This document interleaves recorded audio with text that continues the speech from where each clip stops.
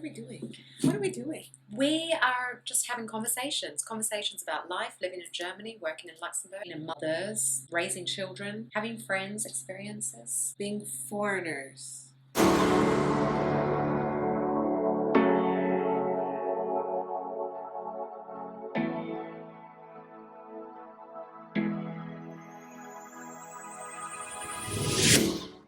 This is MC Culture Consult.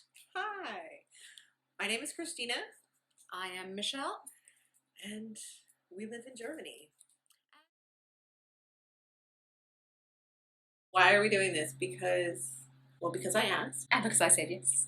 Yeah. Because we get together for coffee. We will say, okay, but I have a thing at 2. And then it's suddenly 6. Yeah. And it feels like no time has passed. I just thought, we talk about some really interesting things. And we've had some super interesting experiences. Yes, we've both lived quite interesting lives. We are foreigners here, raising children, trying to figure out our adult lives as mothers and partners and co-workers and friends. Let's record it.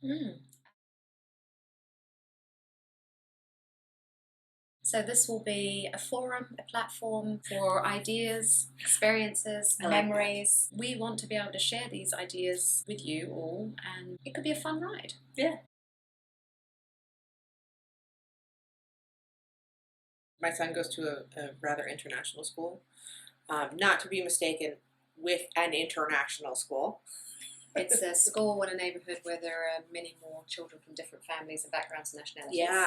Yeah. Whereas my kids go to a school which is very, very white, middle-class German. And small. Very small, like half the size of your school. Not even half, yeah. There's like 60-some kids in your school, right? No, 100 and something. Oh, it's bigger than I thought. But, for example, okay, my kids are in first year and final year of primary school, and they have like 14 and 16 kids in the class. Yeah. And yours has? 21 or 22. And how many classes in his year?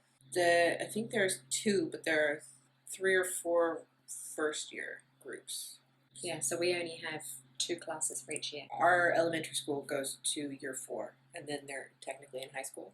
Yes, which is terrifying. At age 10, just turned, they start high school or secondary school. Yeah. And the German school system here, it is not making the children be children anymore. It really is pushing them into mini adulthood at age 10, which is terrifying. Yeah. What I see is in the kindergarten, it's all about them being children. Like, play. Don't learn, don't force, play. Yeah. Pedagogically, they do not force the children to do anything they don't want to do. And it is all about like exploring and playing. And my son still says, "Oh, I miss kindergarten. I miss kindergarten." Mine don't. His first year was really tough because it was such a transition. Yeah. And he's getting better. And school was like a safe place that I could explore. I feel bad because I don't think that he feels that way. He is happier to be in school now because of the pandemic, and he was home for so long. But he was so happy to be home with us for so long, and he said that he didn't want to go back to school at first. Oh, I think they get used to it, don't they? Although my kids actually said they look forward to going back to school because I made them do more stuff at home than they did when they were at school. So I was homeschooling the 2 kids. They were like, "It's easier at school than at home with you, Mummy." Ooh! Because I made them do extra. Because I don't feel like they learn enough, quite frankly. Our son, when he was done with his schoolwork, just basically wanted to watch TV, and how stereotypically American is that? You would tell him to go in his room and play. Like, no, you don't get the device. No, you don't get TV. Go in your room and play, just so he could hopefully have a mental escape. And we would have him read to us, and we would read to him, but that he really had a lot of freedom within our house. But it's funny because, I mean, I have the comparison of I have 2 nieces who are around the same age as my 2 kids, and so I'm always like, well, what are they doing? What are ours doing? And you see how different it would be, and you think about our own experience, how it was. By the time you come to the beginning of school, at kindy, you would have already learned, how to write your ABCs, and you'd already know all the basic numbers, whereas here they literally start all that at age 6 at primary school. Yeah. Whereas they go at age 10 to secondary school, and they're not even full day in school. Maybe they'll be coming home at 12, maybe they'll be coming home at 2, depends on their day, and it's expected to be like a college where you go from class to class and, you figure your way around, and you should do some extra home study when you get home. It's not just what you're doing at school. Yeah, I remember when I was in 9th grade that was a lot. We had to basically do that. Now imagine doing that at age 10. No. Developmentally, I was not That's there. on it. But that's interesting, isn't it? Like, But it is interesting. And actually, the first time I identified it was when some German students came to the UK for GCSE exchange and for A-level exchange. And I remember thinking how grown up they seemed. The German kids, they dressed much more sensibly, much more adulty, if you like. well, that's so very German, isn't it? Yeah, and they just looked older, and to the point that I was just kind of like, oh my God, they're our age, but they look so much older than us. Whereas I guess the English girls were still a bit more playful, still a bit more messy with makeup, still, I don't know, just younger still. When I went to university here initially for the year, I thought the same thing. I felt like I looked like I was 12 compared to these 40-year-olds, almost extreme. Okay, it wasn't that extreme, but that's how it felt. And nowadays, I look at my daughter and her friends, and then I look at my niece and their friends, and we're so much more protected, and it's so much more childlike still in the UK, whereas here, you know, oh yeah, fine, you can go play on your own in the forest, you can go down to the football field, you can, you know, go off into town, people think it's normal, and I'm there going, no. But even if they are mentally able to do it, it just seems so much more grown up. My son wanted to take the bus to kindergarten. To kindergarten. To kindergarten. I told him I didn't doubt that he could do it. But it was me. I was not ready. You don't want them to grow up so quick. They're already so grown up. You just kind of go, I know you don't need me for half of this. Well, he talks about like, oh, when I'm bigger, I want to be big. I want to be big. And don't grow up so fast, kids. Well, stay young. That's the universal misconception, right? That it'll be easier when you're bigger, but it's just different, right? I think that we're all kids masquerading as adults. Yeah. Yeah, I still feel like a kid inside. Yeah. And then you look at your husband, your children, your house, and your job, and you're like, I have this responsibility. What? This is my world. This is real. This is not a film. But the expectations of parenthood in different countries is obviously also very different, depending on which community you're living in. How you run life as a parent, as a mother, is very different. And I think here in the neighbourhood that I live in, most of the mums work, or they work part-time, but there's still very much in Germany the concept of you as a mother stay at home and look after your children. They come home, a lot of them at lunch. Lessons are finished by 12 or 1 o'clock. And if your kid does stay in all-day school till 4, then the afternoon is just sort of play activities. It's no longer academia and learning in that sense. And so if you do want to go and get a job and have to have a couple of hours commute, then it does become a little trickier. I'm friends with another mother at school who is a single mother, but she has her sisters and her mother all live here as well. So she has that support. But she found her dream job.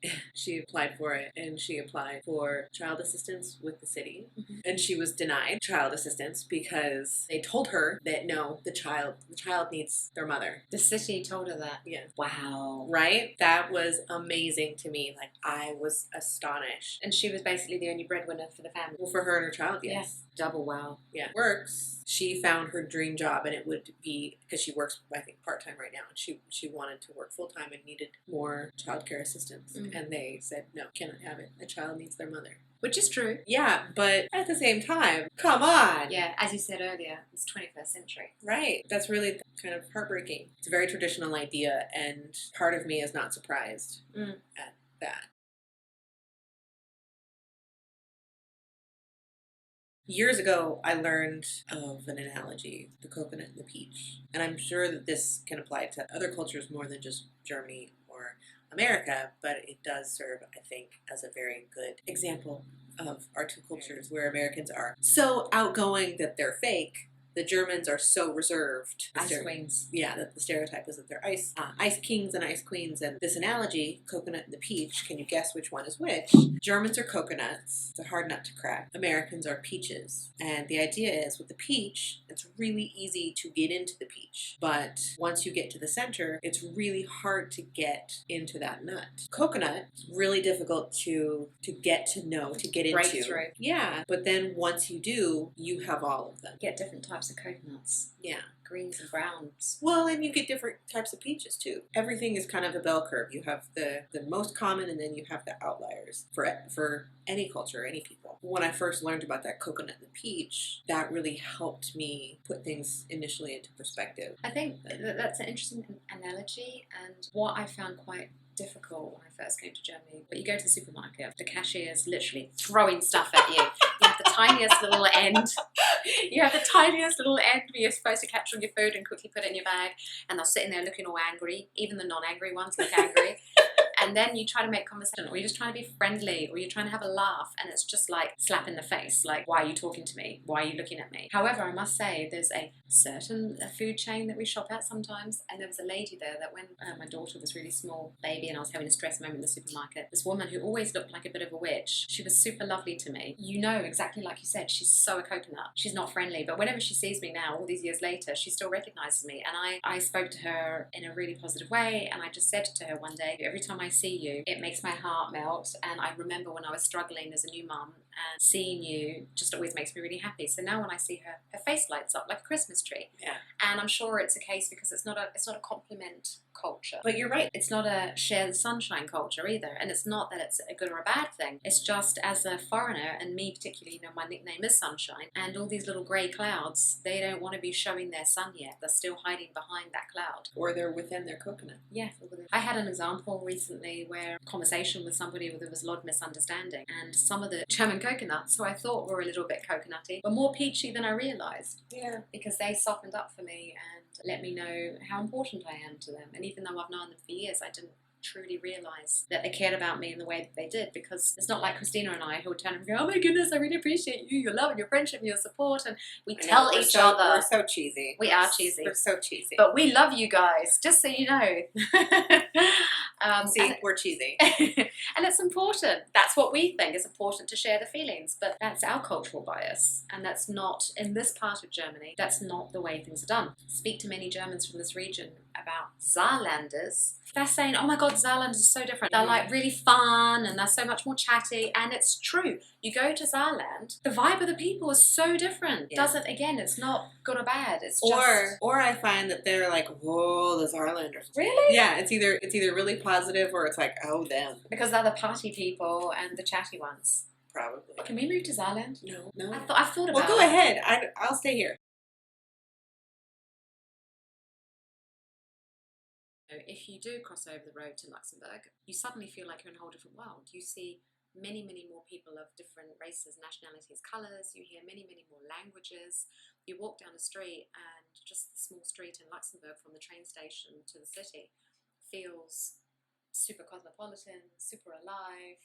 Well, I think... But then when you start talking, sorry to cut you off there, but then when you start talking to people in restaurants and things, for example, you're served predominantly by French-speaking people. Yeah. So it's kind of a strange dynamic. And again, the country there, depending on Luxembourg, whether you're on the German side or the Luxembourg or the French side, the villages along that part of Luxembourg are also very much more French or German, including the language that's spoken there. So for such a tiny country, that's kind of interesting as well. Well, I think that when we have high tourist season, you hear all different kinds of languages spoken. I mean, even right now, I can walk outside my house and I can hear French, English, Spanish, Russian. I hear all kinds of different languages spoken, and I really appreciate that. And I think since I first moved here, it's become much more diverse. Yes, and I appreciate that. But I think it's more of a tourist town than a university town. It's a tourist town first and then a university town. Cool things about living in Europe, in this part of Europe, you can, if you choose, easily get around. Yeah, and visit lots of different cultures, places, and try different food and see different architecture and hear different voices and feel and live different stories. And that is the magic of Europe. Yeah, that's true. Okay, on that note, I think we've rambled enough. What do you think? I think we've rambled a hell of a lot that you will look back and listen and it will be like, what the hell's monkey have we just done? So, great. From Christina and Michelle and Christina, this is MC Culture Consult.